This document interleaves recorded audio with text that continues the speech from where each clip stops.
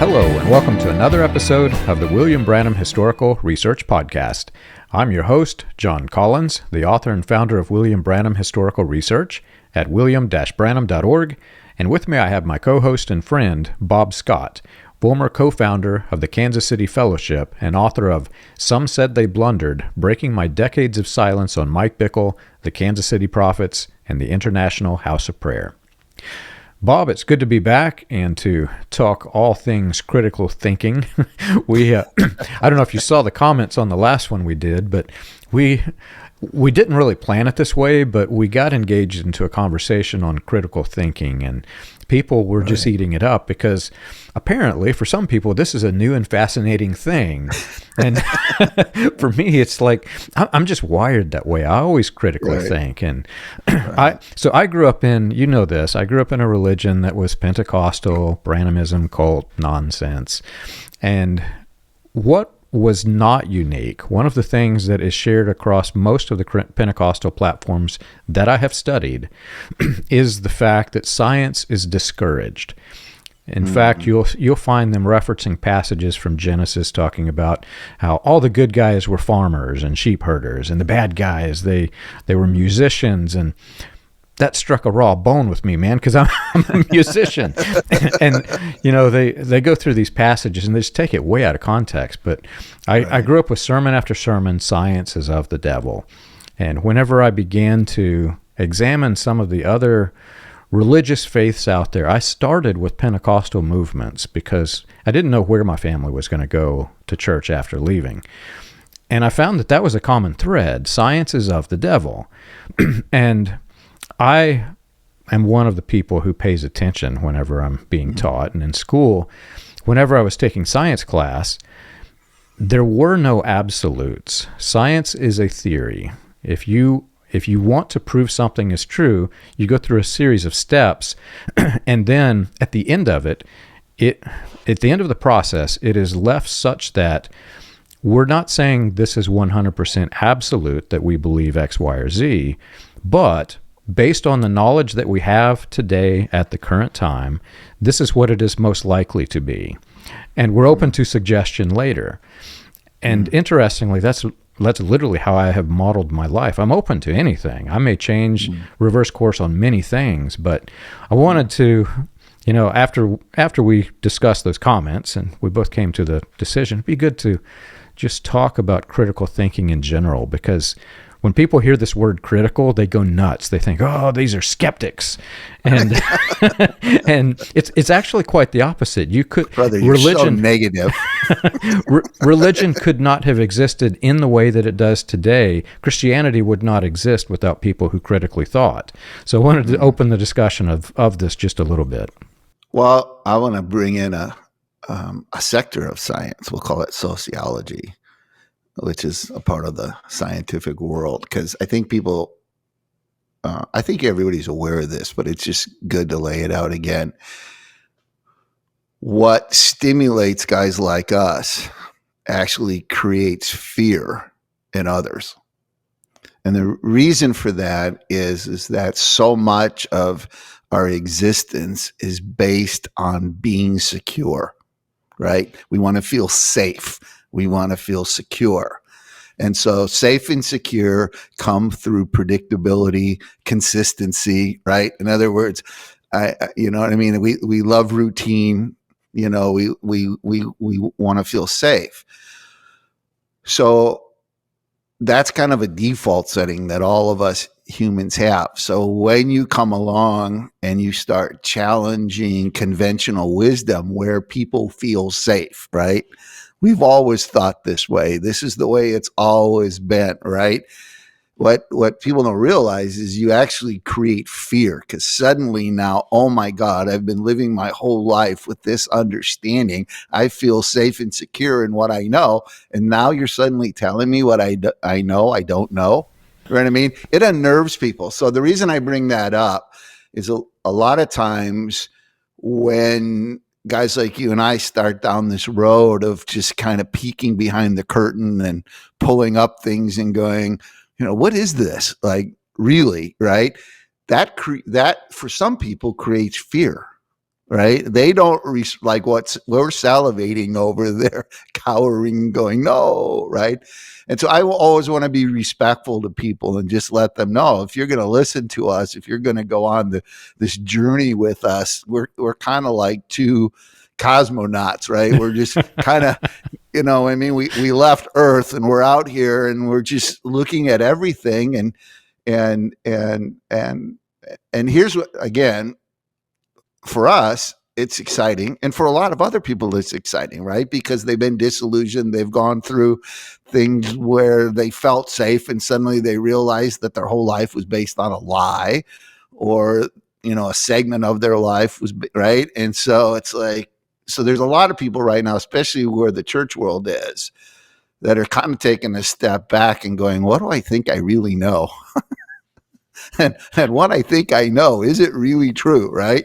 So there's a kind of an openness right now, which is the only reason why I feel a little bit more safe in having some of these discussions right now, because I think people are searching. Yeah. Kind of, I mean, they've come out of some things and they're sort of in the wilderness of, what is this, right? Yeah. Well, the interesting part for me, I've put a lot of thought into critical thought, because I was told that it was evil. If you have critical thinking, that's the devil talking to you. And so in the back of your mind, you've got this at all times. I still do, because that was literally brainwashed into my head. If you're thinking, right, that's the devil, brother. But right, that's not the way it works. The believers in Berea, they critically examined, and I wish the Bible had said what it was that they found, but whatever it was they found, they became convinced that Christianity was true, and so they went with it. But it happened because they critically thought. And one of the things that I find really fascinating, it really struck me how wrong it was after I had children. Because when you have children and you're teaching them anything, whether it's the Bible or whether it's, I'm changing the oil in my car, they're going to ask a lot of questions, because that's how they learn. They learn by asking questions. And some of the questions they're asking are sometimes quite difficult to answer right, in all aspects, religion or not. But that's their brain's way of understanding the world around them. And then we get stuck in this religion that tries to suppress that. And they start at a very young age. And I can't even imagine the damage it has done, because that is literally how your brain processes the world around it. And it hit me a second time. So it hit me first after having children. I began to understand, no, this is wrong. You can't do this to people's minds. But then after I started working with the support groups of people who are escaping a cult, it got really weird. And I'm going to try to say this in the most non-offensive way for people who have gone through this. And those who have made it through to the other side will understand, but those who are in it right now, they won't. People have been so manipulated to suppress critical thinking that in some ways they have the mental growth of a child, sometimes in a human adult body. They've only progressed so far because they've not been allowed to critically think. And so when they get into the support groups, now they're processing everything from the perspective of somebody who's like in their mid-teens. And I've watched it time and time again. Some of the people just go wild, and they're trying new things that the cult condemned, and they're going way too far in the extreme with it. And then they kind of mellow out, and after they have asked all the questions and experimented all of the experiments, they kind of mellow out. But the harm that is done from the cults because of suppressing critical thinking, it's like coiling a spring, a bunch of springs, because each person in the pew is one, and then suddenly they're all uncoiled. Whenever any critical thought enters their mind, they bounce around like a spring, and it's sad to watch. It really hurts me to think what they've done to the minds of the people.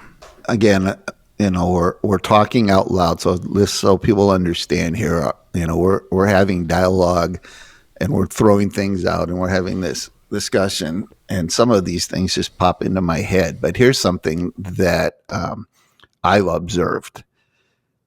Religion, institutional religion, by nature, is about preserving the past. Yes. Right?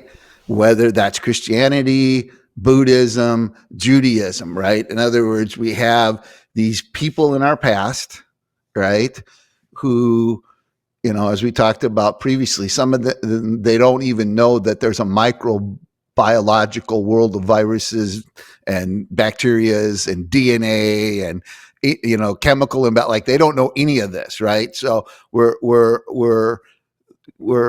and they have a belief system and a way of viewing the world.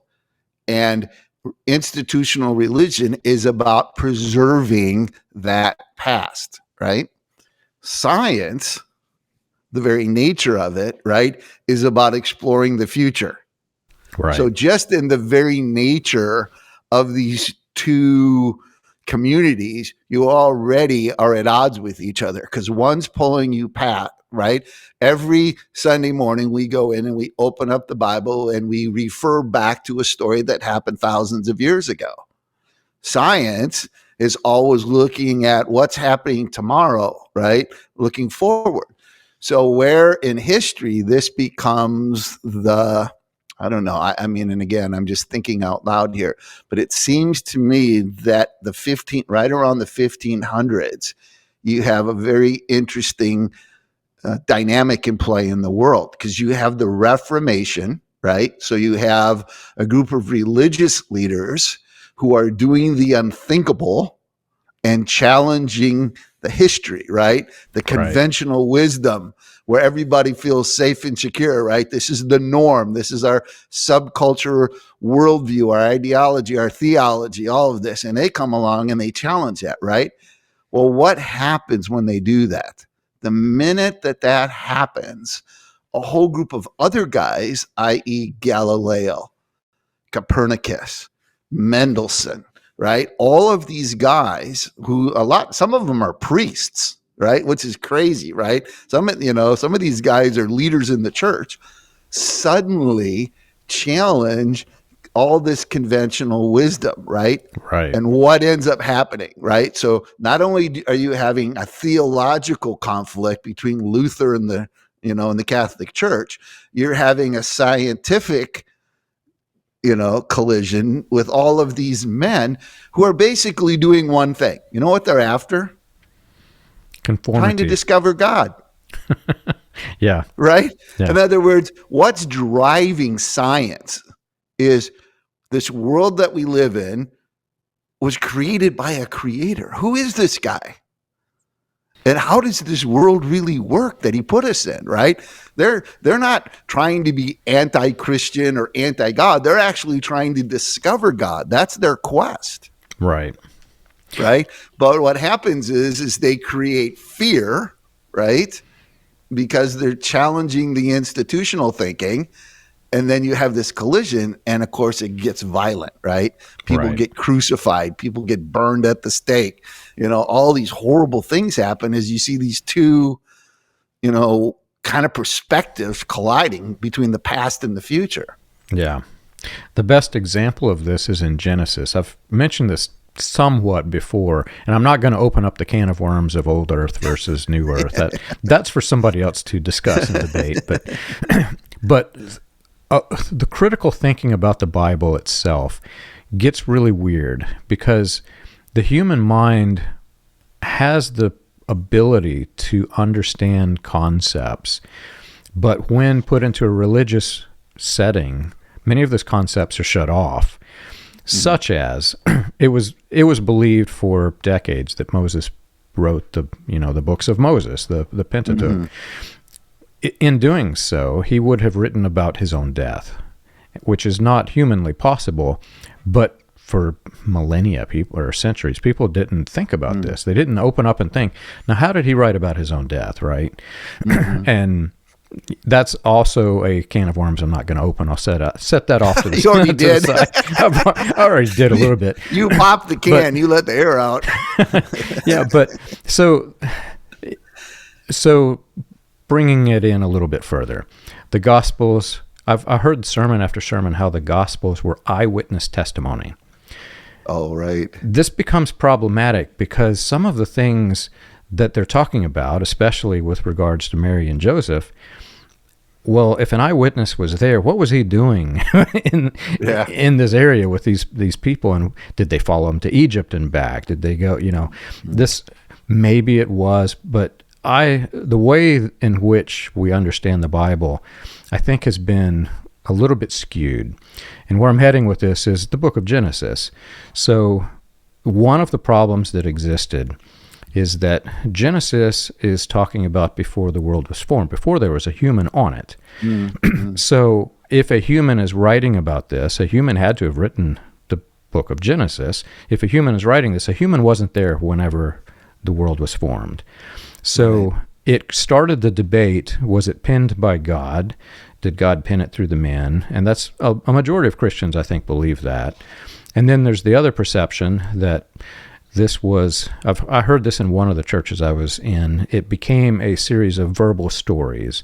So God told Adam how the world was formed, and then Adam told his descendants, and it was just passed down until somebody was able to write it down. And I've played that game in school where you whisper something in somebody's ear and go around the circle. It becomes a little bit problematic to think of it like that. But where I'm heading with this is the firmament. One of the passages says God created the firmament, and the firmament literally meant a blanket of shiny thingies. Mm-hmm. And people who challenged this got in big trouble because the scientists who are trying to imagine this blanket of shiny things, but yet the world is turning, and they can map the stars out. They can see how the stars shift with the Earth over the ages. They began to understand it's probably not a blanket of shiny thingies. But if you challenge this, the church fought you heavily. And in today's world, Christianity would never say this. We've seen the stars. We've sent the Mars We have rovers telescopes thanks to Galileo. Exactly. So where I'm heading with this is the problem is rather than being open to the idea that maybe we have a partial understanding, but we don't have the whole understanding. That's really missing from this. The church has, for centuries, they've tried to block people from thinking outside of the box. And in doing so, it really hinders the progression of understanding.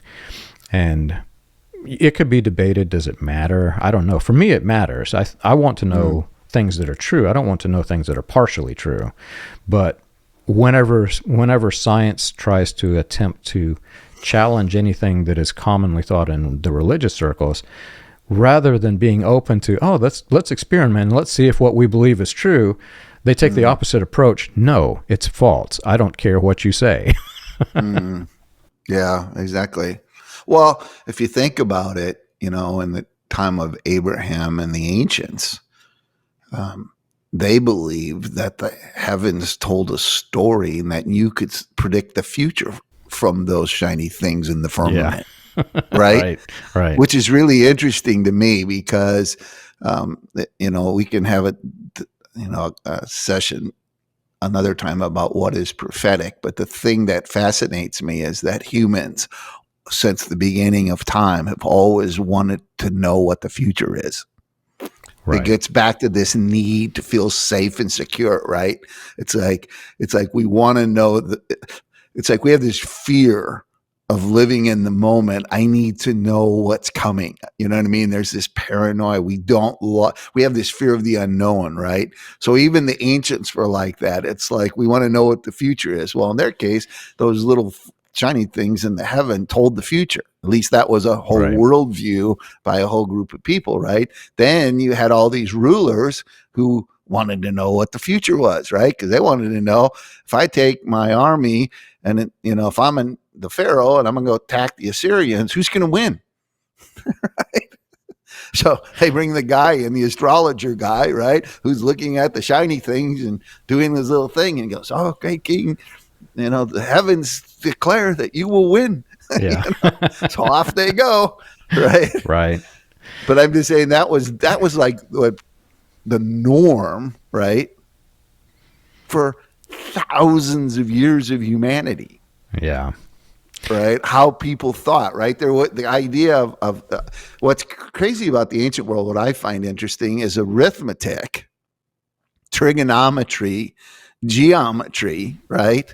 I Yeah. don't.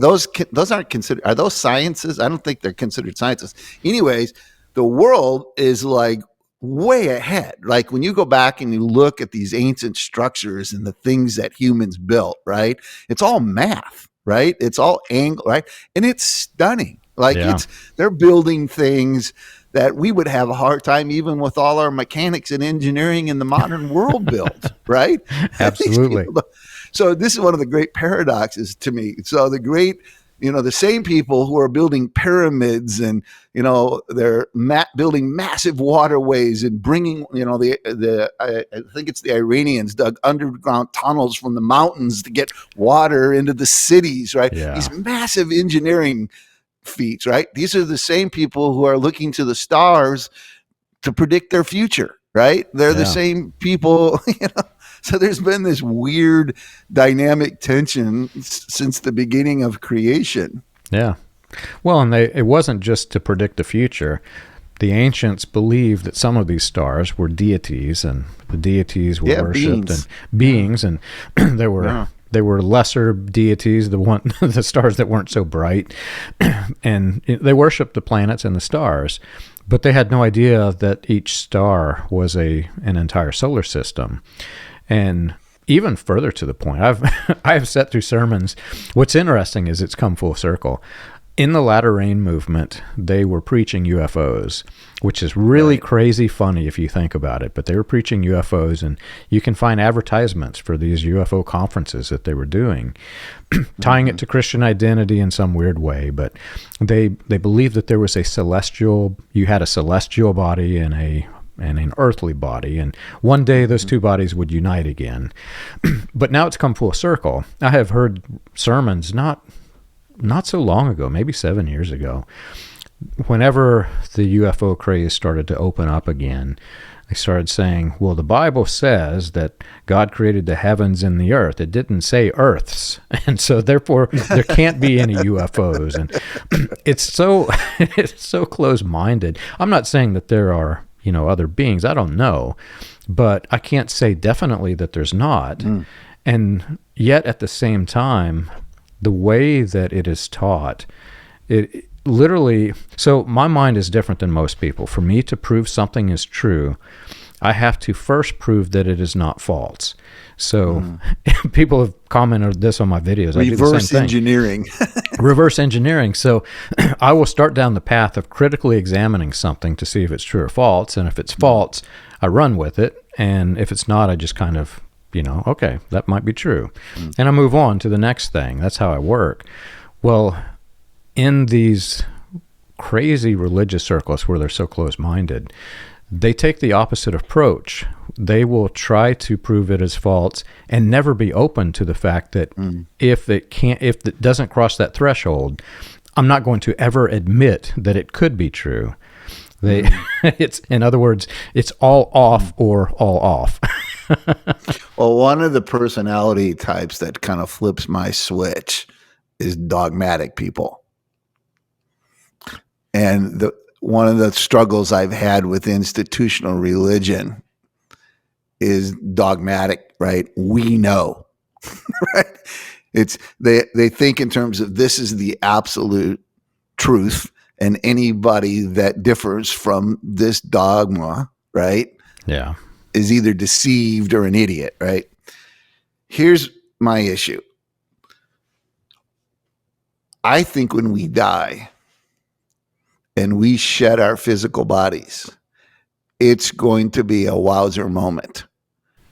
And here's why. Everything that we are studying, our worldviews, everything are limited to our five senses, right? Yes. And processing it with our human mind, right? In other words, if people may not understand this, but it's like we have blinders on, right? Our existing in these frail little automobiles called bodies, right? The little vehicles that get us around severely limit our capacity to understand the fullness of existence. Right. You see what I mean? So once we shed these things, i.e. thought, right? You hear this from people who have had near-death experiences, right? About movement, right? Well, we think in terms of time, right? And so we have this speed, right? We have the speed of sound, which we've conquered the speed of sound, right? We've gone past it. Well, the next one is the speed of light, right? And so we measure the universe by light years, right? So distance is really speed, like it's so many light years away. Well, you shed our bodies, and suddenly now you move with the speed of thought, right? Right. I mean, these are realms that, right? So all I'm just saying to people is I think we just got to be careful in all of our perspective on things to just realize, as Paul said, we see dimly, right? We see through a dirty glass. We can only see a very small part of this whole world that we live in.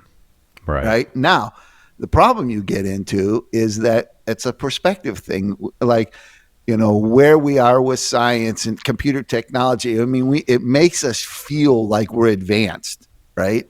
Like, because we're comparing ourselves, to humans from even 100 years ago. We're in just a different knowledge, right? I mean, most grade school kids have more knowledge than anybody, 100 years ago, right?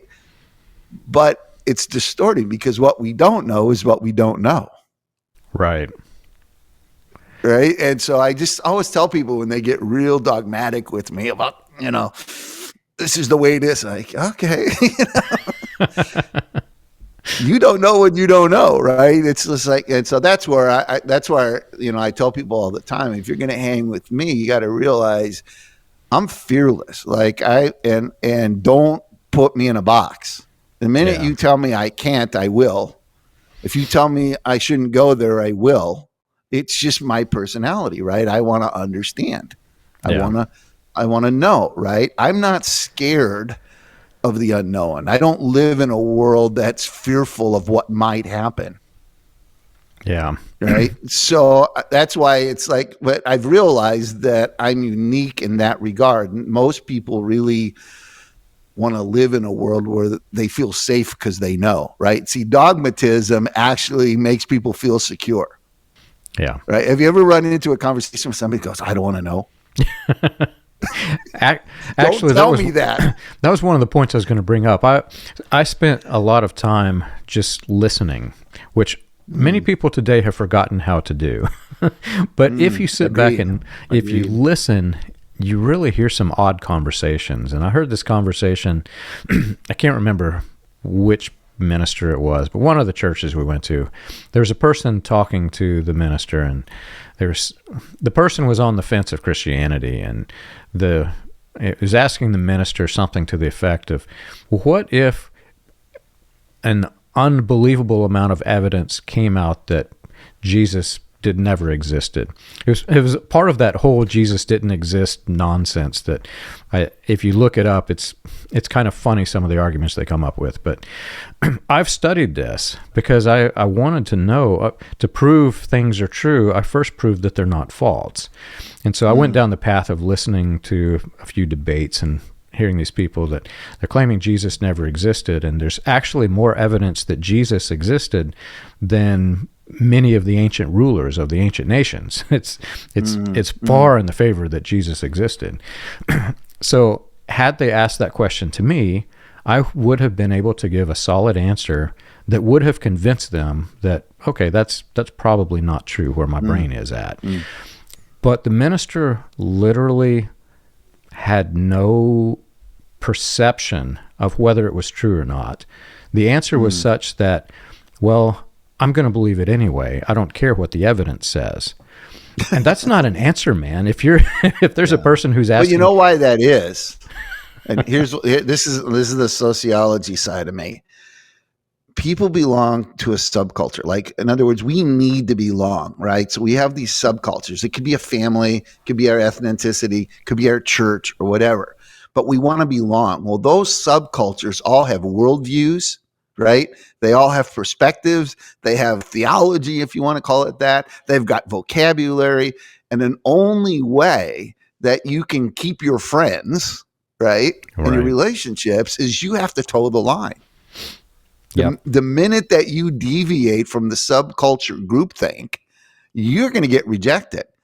So I try to explain this to people all the time. When you're having a conversation with somebody and they get agitated and emotional because of your difference of opinion, it's not necessarily about the argument.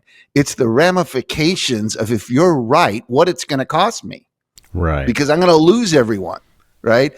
And so a lot of times what you're dealing with isn't actually an intellectual interaction. You're dealing with another level here of emotion and fear. You've just triggered fear in someone. Yeah. So they're coming back at you and attacking you, right? And one of the ways you see that is ad hominem, right? In other words, you're having this conversation. I can always tell when this happens because suddenly it's no longer about the topic. You, right? It gets personal. Yes. You, John, you're an unbeliever. You, John, you lack faith, right? You, John, are, an accuser of the brethren. You, right? You see where it goes? That's called ad hominem, right? We deviate suddenly from the facts and it becomes personal. Whenever you see that, you just triggered fear. Yeah. It's in the other person. And you just need to, I tell people all the time, if you see that, just stop. Just stop, because it's never going to get better. You're in an emotional world now. You're in a world of irrationality. Logic doesn't exist. Just exit. Find a way to exit out of it gracefully, because you're never going to get anywhere. And only thing that's going to end up happening is you're going to just create conflict, and you may not be able to come back. I just tell people, just let people go. Let them. It's just like, believe whatever you want. I don't care. Yeah. Have you ever wondered how the Pentecostal movement started, or how the progression of modern Pentecostalism transitioned through the latter rain, charismatic, and other fringe movements into the New Apostolic Reformation? You can learn this and more on William Branham Historical Research's website, william-branham.org. On the books page of the website, you can find the compiled research of John Collins, Charles Paisley, Stephen Montgomery, John McKinnon, and others, with links to the paper, audio, and digital versions of each book. You can also find resources and documentation on various people and topics related to those movements. If you want to contribute to the cause, you can support the podcast by clicking the Contribute button at the top. And as always, be sure to like and subscribe to the audio or video version that you're listening to or watching. On behalf of William Branham Historical Research, we want to thank you for your support. For me, that's one of the reasons why that critical thinking is so important, because whenever you get in those confrontations, if you take the emotional standpoint of, I'm just going to believe it because that's what I've been told, and I believe it because I heard one person say, I believe it because I believe it because I believe it, which doesn't say it doesn't tell me anything, right? That person is very easily susceptible to the fear. But a person who has proven it out for themselves, they don't get afraid, because in their brain, as soon as it gets challenged, they immediately go back to all of the major points that brought them to their conclusion. That the fear is completely eliminated when you really process things. And so one of the things you realize you're in the minority. And what I mean by that is that 90% of humanity are echoes. Right? People just echo something. Somebody in authority, their subculture, whatever, told them this is how you should think. And so they're echoing that. There's the people that are in that small 10% are always the rebellious ones. Yeah. Right? I guess I'm rebellious.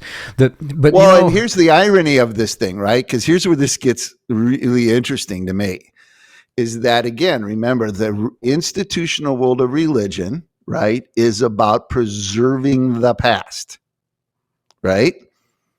Then somebody comes along and challenges that, right? And they're instantly labeled what? Rebellious. Yeah.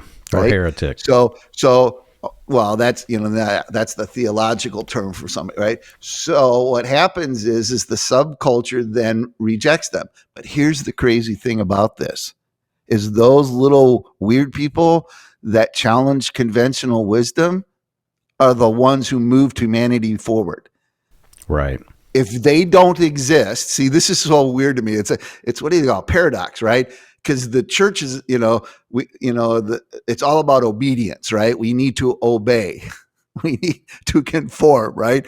And the people that are the most godly are the most obedient, right? That's sort of the default setting. But the problem is that perspective, we'd still be living in the Middle Ages. Yeah. Right? Everything that's happened, the reason we have a modern world is because of rebellious people who lived on the fringes of these subcultures that had very little social capital to risk and decided to challenge what everybody thought was normal. Yeah. Or what everybody thought was right. They challenged that and went, oh, wait a minute. This isn't actually 100% true. Absolutely. Wait a minute, right? So you see the weird paradox here? So you get this religious world over here that's all being told, if you want to be like God, you got to obey. Here's the box, and stay in it and obey, and then you're God's child. Yeah. What's funny is one of the churches we visited post-cult was really big into helping people learn and grow and think. But they were freshly out of seminary, and so they were throwing out all of these big names, and they would say, we know that this theology is correct because, and they would name off all of the church fathers, and stringing together this daisy chain of religious beliefs, they would come up to the conclusion that was their final climax of the sermon. And they did this time and time again. To the person in the pew, the average person in the pew, they sat there and they just said, oh, okay, well, that must be true. Well, I'm new to all of this, and it was good for me to hear this because they would mention these names I've never heard. And so I go look it up, and what did this person believe?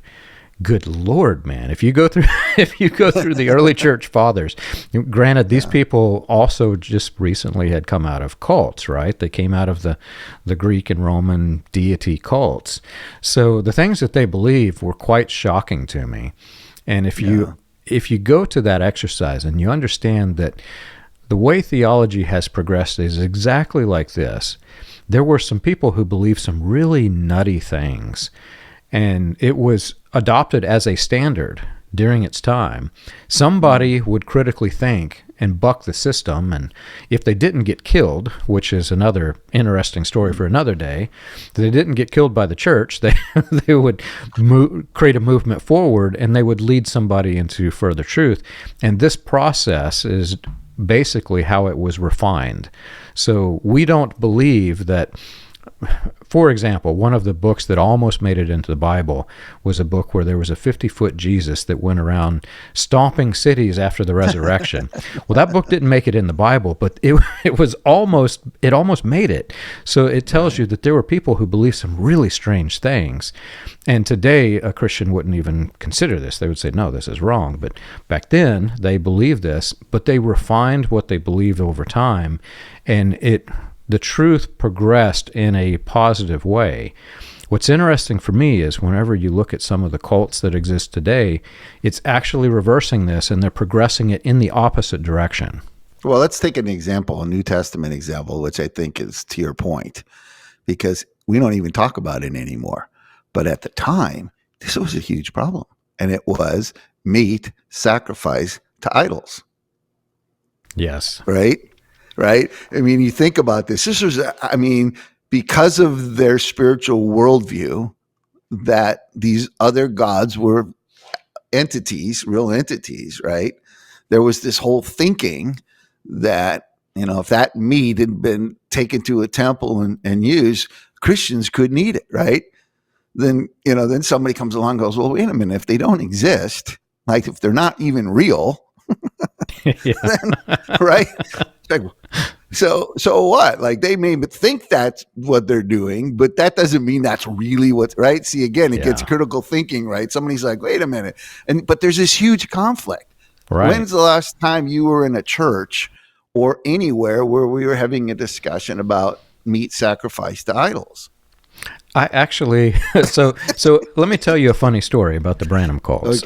Okay. So, oh my God, this is going to be crazy. Yeah, this one will be crazy because if you think about it, this was latter rain. Whenever I talk Branham cults, Branham was the leader of the revivals, right? So many of these ideas that I'm saying would have existed in the 50s and 60s.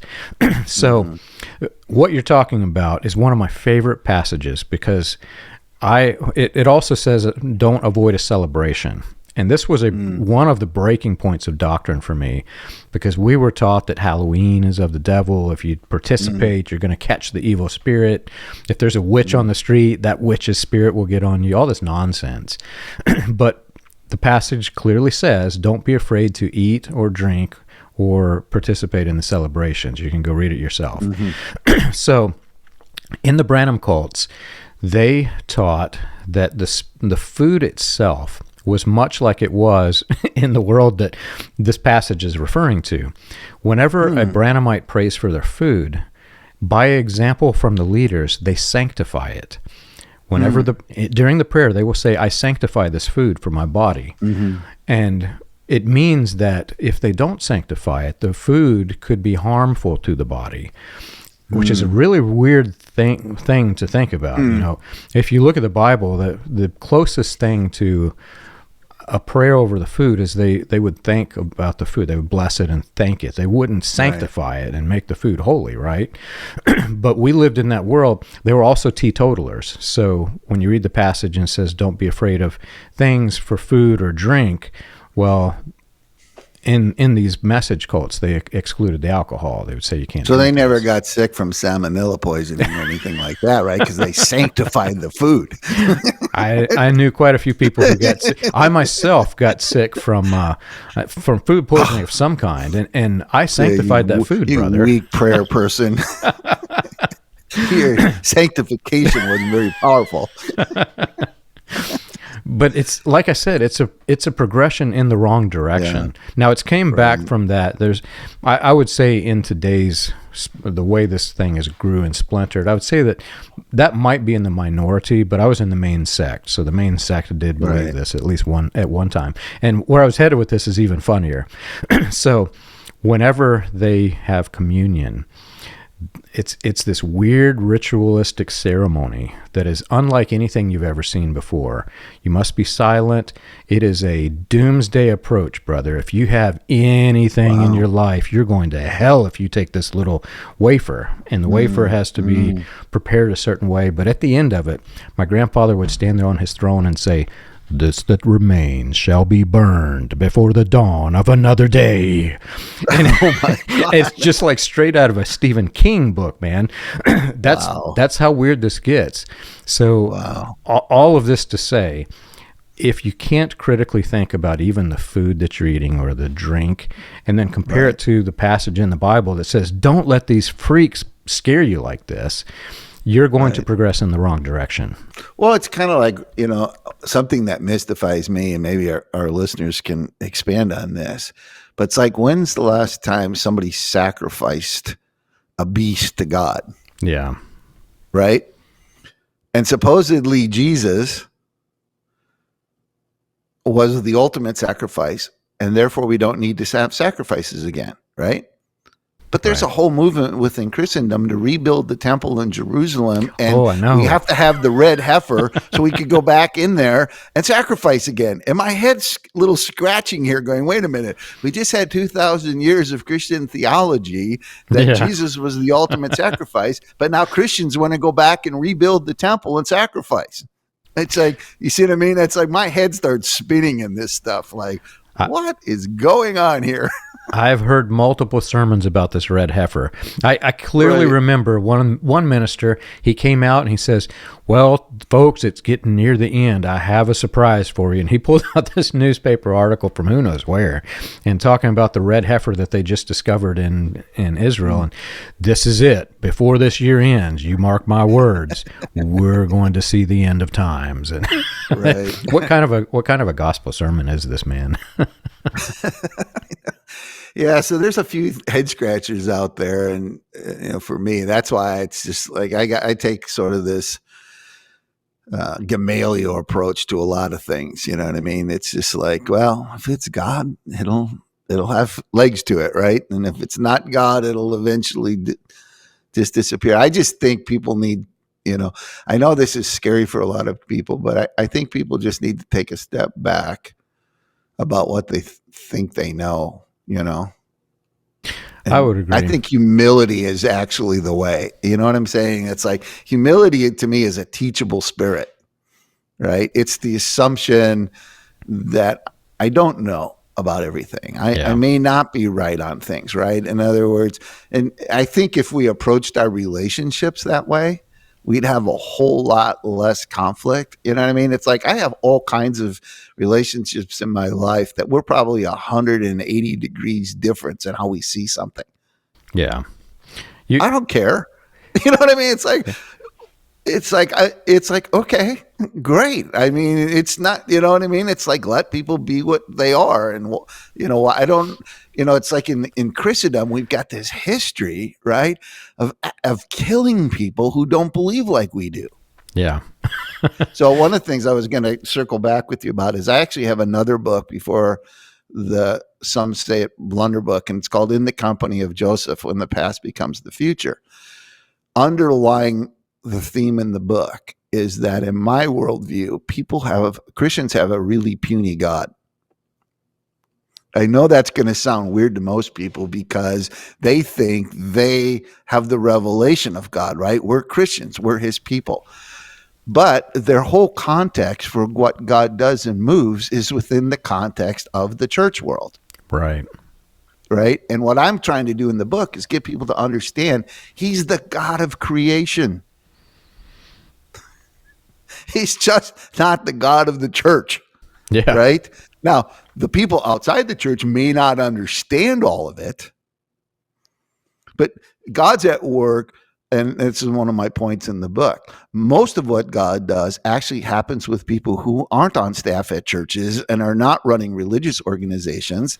Yeah. And most of what he does happens outside of the church. Now, people can't get their head around that because they've been programmed. Again, they've been told where to look, what to see, and how to interpret it, right? So they've got this really narrow worldview of God and, where he does what he does, yeah, and who he does it through. When in fact, there's all kinds of things out there, that are God's. That's one of the things that hit me really hard because as I started my support groups, I started noticing people going through deconstruction. And at that time, I didn't know what it was. I didn't understand that you had to tear down the false god before you could build anything else. And I saw it as just, oh my gosh, these people are losing their faith. And I watch people come and try to hijack what I was doing. And they were trying to force me to force religion upon these people.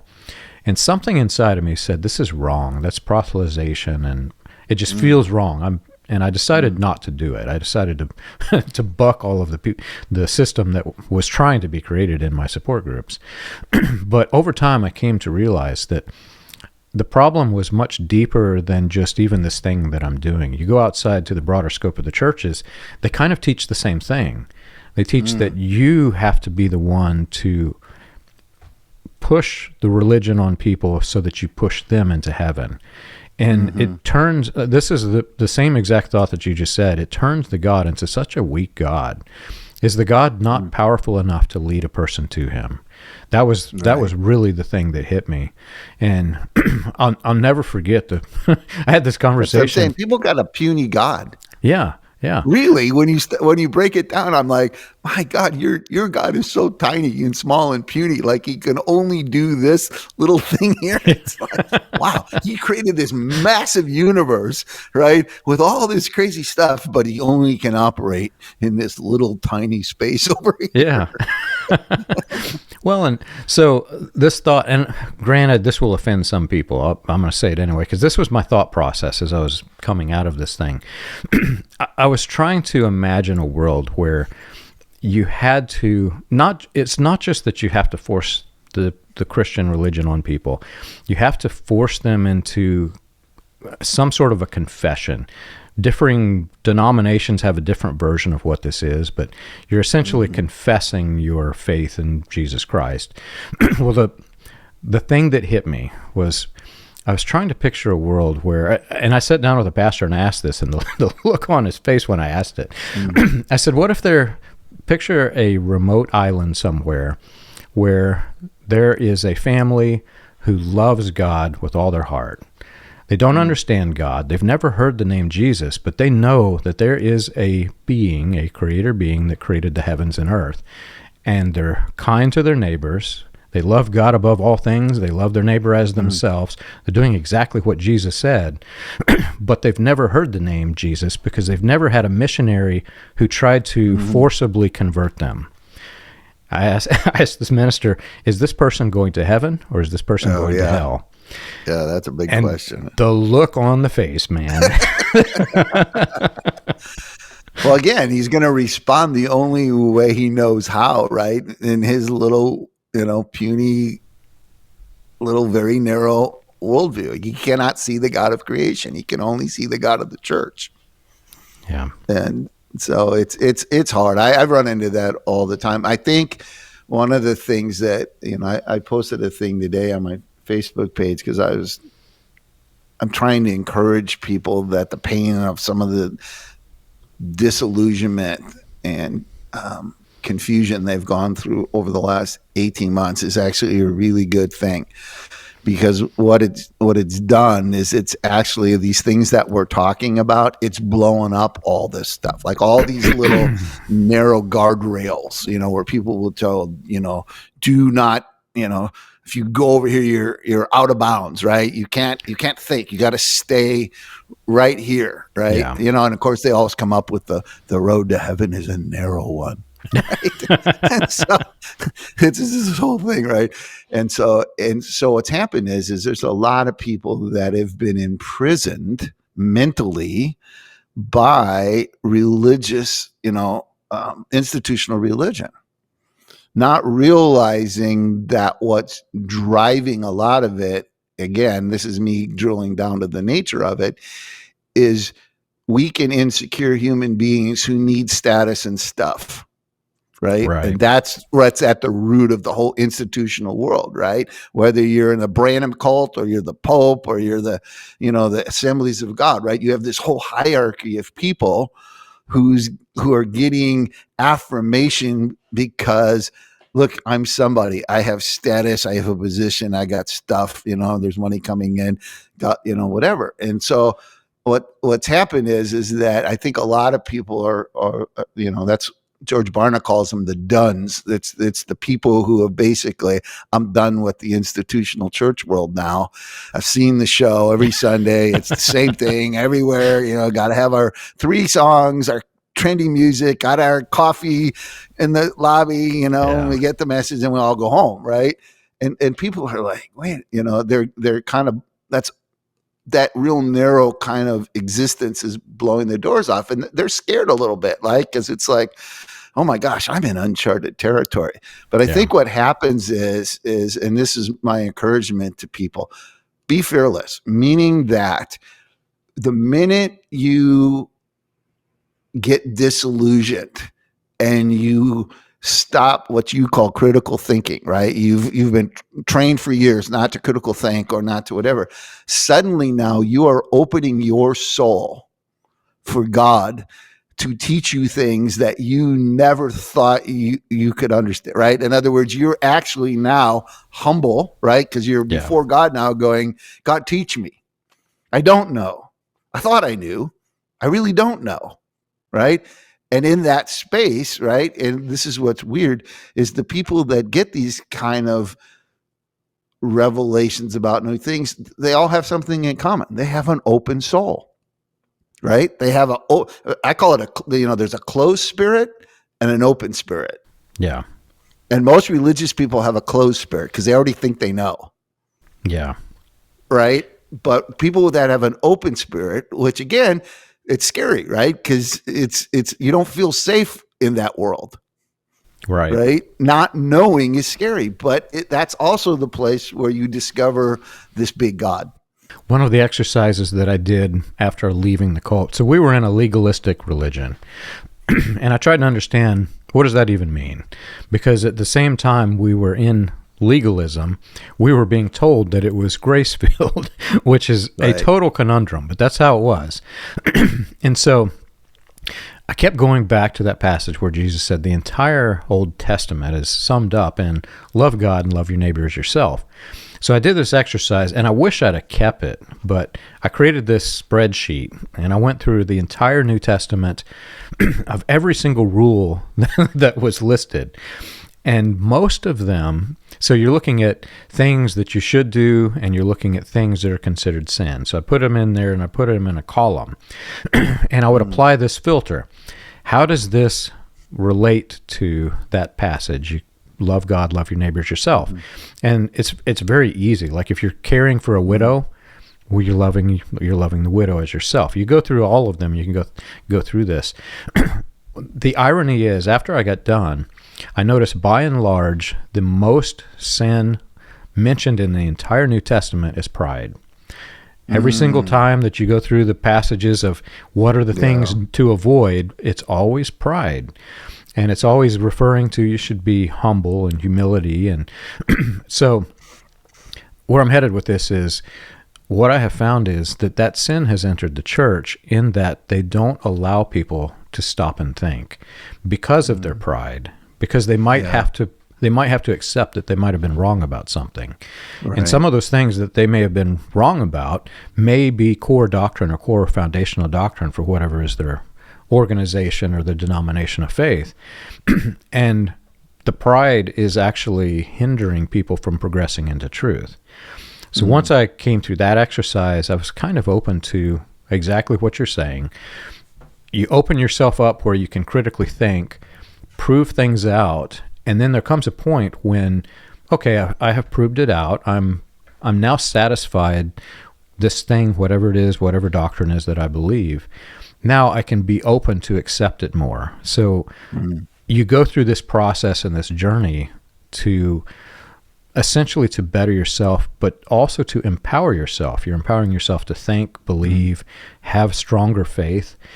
And the result of all of this is, in the end, your faith is actually more secure than the minister who's saying, I believe because I believe because I believe. Right. Yeah, exactly. Well, you're a musician, and I'm not, but I love music. But music speaks to me. And if there's a song about kind of the essence of what we're talking about, it's Pink Floyd's Another Brick in the Wall. I love that song. Right. Oh, no, Pink Floyd was right. But I'm just saying the church world is that song. Yeah. Right. That's true. Just, have you ever seen, the video of it, right? They're in the factory setting and everybody's in line marching in step, right? And it's like another brick in the wall, right? Once, in order to get out of that, to quit being a cog in the religious machine, the only way out is to rebel, right? Which is the very thing you're taught since you're little is bad. Like if you disobey, right, you're bad, right? So people are conflicted, right? They're terrified. It's like, wait a minute, my whole life I was told to obey, and now suddenly I have to disobey. Right. But you know how we get there? Disillusionment. That's why I keep saying to people, you don't understand. I know disillusionment is painful. I know you don't like it. I know you think it's a horrible experience, but it's the liberator. It's the great liberator for you. It's the thing that's setting you free. Right. Embrace it. In other words, I know it's painful. I know it hurts. I know it's costly. I know all that, but grab it, hold on to it, and use it. Like use that as the fuel, right, to a whole new world. Like you just, like, in other words, don't shrink back. Grab a hold of it. It's like grab onto this thing. It's like ride the rapids right now, right? It's going to get you somewhere, and don't be afraid, right? And let God talk to you in His own way. In other words, you are a unique entity, and and find your own journey with God. Find your own way. Let God talk to you the way He wants to talk to you, and you know what I mean. quit being an echo and learn to be a voice. Like, and Yeah. what I mean by a voice is someone who's got there by their own revelation, right? Their own critical thinking, their own journey, where it's like, okay, I got this now. Like, you know what I mean? Versus doing what we all do, is repeating what pastor said last Sunday. You know, I mean, God, I can't tell you how many times I've been in conversations. Well, brother so-and-so said, well, our pastor said, right? Yeah. Well, this theologian said, right? And everybody's referring to someone else. You don't get people going, this is what I figured out. Yeah, I know. I was laughing and it was out of place, and people are going to fault me for that, but I couldn't help it because as you were speaking, I suddenly came to the realization that when this podcast goes out, everybody's going to send me mail thinking you and I are starting a rebellion. So we're not doing that. We're just opening our thoughts and dialogue so that we can critically think about critically thinking. So I want to tell a story because it'll describe me, but I was Catholic. My parents were Catholic. So I got sent to CCD, which is a Monday night at the Catholic Church where we were all learning about our faith, right? Well, anyways, it was horribly boring and we weren't interested. And the teacher got real frustrated and threw the curriculum down on his desk and basically said, because it's, we were all segregated as boys and girls, right? So you young men don't seem to be interested in anything that I'm talking about. What do you want to talk about, right? Well, we're from Milwaukee, so it's like, we got to talk about the Green Bay Packers. Like, we're 11 and 12-year-olds, right? Yeah. Then it was Raquel Welch, right? We're just, we're prepubescent boys, right? And I didn't say anything. I was sitting in the back of the room, right? And so he turns to me and he says, well, Bob, what do you want to talk about? And I was on this, put on the spot. And so I just blurted out what I thought, right? I said, I want to study other religions. And the look on his face, it went from white, right? It's like it was like white and then red, right? And then he gets really mad. It's like, what do you mean? There is no other religion. There's only one way, right? And he goes, I don't understand. And I said to him, I go, well, my dad's buying a car right now. And we've been driving around on Saturday to all these different dealerships. And we've been driving these different cars because he's going to decide which one he wants to buy, right? And I'm like, you're not giving me any options here. Like, I'm just sitting here having to drive this one car. I want another option, right? I want to know why, like what else is out there and why this is the truth, right? Anyways, the bell rings and we all go home, right? So I'm sitting in the back of the seat. Mom takes me home. How was CCD? Okay. I go back the next week. I walk in and he goes, Bob, you're not in this class anymore. You're in room 212, right? So I'm thinking, okay. So I'm walking down the hall as an 11-year-old thinking I'm going to the other religions class, right? I'm going to a place where, we can talk about what else is out there. So I walk in the room and there's about 4 or 5 other guys there. The bell goes off and nobody goes in their seat. Like, they're all just sitting there. And I look over and there's some high school kid hiding behind a book at the teacher's desk. So I walk over there and I lean over his book. I go, hey, what class is this? And he looks up at me and he goes, you idiot, you're in detention. No. And just say that was the end of it for me. Like, that was where I went, okay, I'm out of here, right? And from that time until I became 18 and then had my own interaction with God in the middle of the night, I was just so sick of anything in institutional Christianity where I couldn't ask questions. Yeah. So what you're saying is you're about to get me into detention for this episode. Exactly. I think you and I are in big trouble. Yeah, we probably are. But that's what it's all about. What people don't understand is we may be in our 60s, but underneath it all, we're just little boys still turning over rocks looking, for critters. Yeah. And that's exactly it. If you're afraid to turn over the rock, what fun is this world, right? So exactly. Well, we could go on for the next 4 hours, but I'll cut this one off, and next time we'll talk about what it means to be a prophet, because that's an interesting one for me, and I've put a lot of thought into. When you mentioned the idea, I put a lot of thought into it because I've been called a false prophet. And I've never had a Right. prophecy ever. So I want to talk through that. So thanks for doing this. Next time we'll talk about Yeah, prophets. we'll do that one. Well, and again, the whole prophetic thing, what's it rooted in? See, again, how do we view it? We view it through a religious church paradigm, right? Yeah. Except for prophets have been around way before Christianity, way before Judaism, right? So this will be a fun conversation. Yeah, it will. Well, if you've enjoyed our show and you want more information, you can check us out on the web. You can find us at william-branham.org. For more about the dark side of the New Apostolic Reformation, read Weaponized Religion from Christian Identity to the NAR, available on Amazon, Kindle, and Audible.